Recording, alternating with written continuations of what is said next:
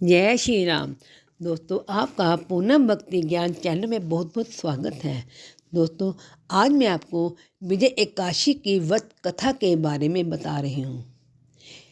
युधिष्ठिर बोले, हे कृष्ण, फागुन कृष्ण एकादशी का क्या नाम है? सो कृपा करके मुझसे कहिए। श्री कृष्ण जी बोले, हे राजेंद्र, इसका नाम विजय है। ये व्रत करने वालों को सदा विजय देने वाली है। पापों को हरने वाली उत्तम कथा को मैं कहता हूँ, उसे सुनो। जब रामचंद्र जी ने वनवास के समय सीता जी और लक्ष्मण के साथ पंचवटी में निवास किया तो सीता को रावण हर के ले गया। उस दुख से रामचंद्र जी बहुत परेशान थे और वन में भ्रमण करते हुए अप्रसन्न ऋतु जटाजुस को देखा और कमंद नामक दैत्य को मारा। रामचंद्र जी ने सीता जी का वृतांत कहकर जटाजु जी मर गए। फिर रामचंद्र जी की सुग्रीव से मित्रता हो गई। बंदरों की सेना इकट्ठी हुई। फिर हनुमान ने अशोक वाटिका में जानकी को देखा और राम जी की अंगूठी सीता जी को देकर बड़ा काम किया। फिर लौटकर सीता जी का सब वृतांत सुनाया। तब रामचंद्र जी ने सुग्रीव की सलाह लेकर लंका को प्रस्थान किया। वानरों के साथ समुद्र तट पर जाकर रामचंद्र जी अर्थात समुद्र को देखकर आश्चर्य करने लगे और लक्ष्मण जी से बोले, हे सुमित्र, किस पुण्य से समुद्र को पार किया जाए? क्योंकि मगर और मछलियों से भरा हुआ ये सागर अथाह जल से परिपूर्ण है। मैं ऐसा उपाय नहीं जानता ना देखता हूँ जिससे सुख से पार जा सके। लक्ष्मण जी बोले, हे प्राण पुरुषोत्तम, आप आदि देव हैं।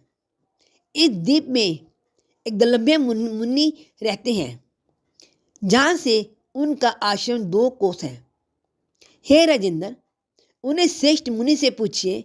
लक्ष्मण जी ने इस सुंदर वचन को सुनकर रामचंद्र जी उस मुनि के दर्शन के लिए गए। दूसरे विष्णु के समान बैठे हुए मुनि को रामचंद्र जी ने सिर से प्रणाम किया।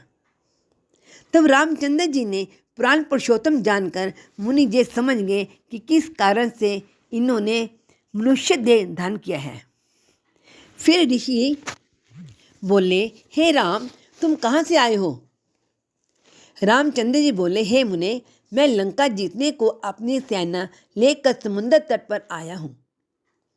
आपकी कृपा से समुद्र को पार कर सकूं, आप कृपा करके उपाय बताइए।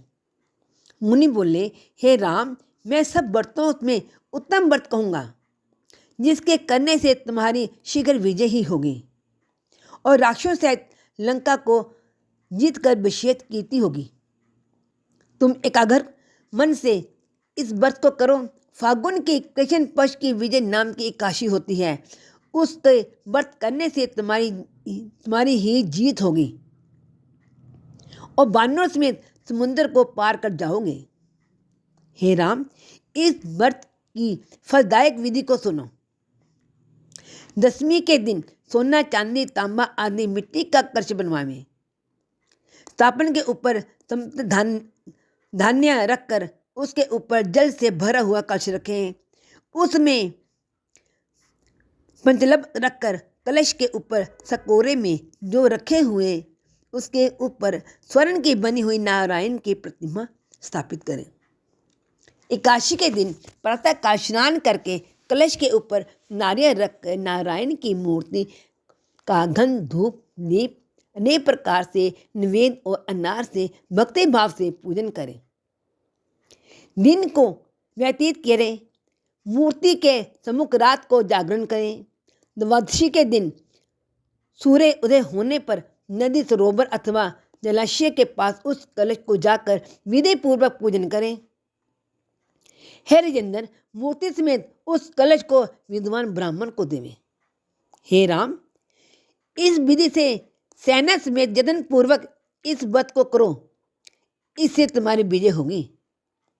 इस वचन को सुनकर रामचंद्र जी ने विधि पूर्वक इस व्रत को किया। इसके करने से रामचंद्र जी की विजय ही हो गई। हे राजन, इस विधि से जो मनुष्य व्रत को करेगा उसकी इस लोक और परलोक में सदा विजय ही होगी। जो इस कथा को पढ़ता है, सुनता है और सुनाता है, उसकी सदा विजय ही होती है। दोस्तों, ये थी विजय एकादशी व्रत की कथा। जो इसको कथा को सुना है उसका बहुत बहुत धन्यवाद। जिन्हें सब्सक्राइब नहीं किया सब्सक्राइब करें, लाइक करें और शेयर भी करें। जय श्री राम, जय श्री राम। स्वस्थ रहो, मस्त रहो।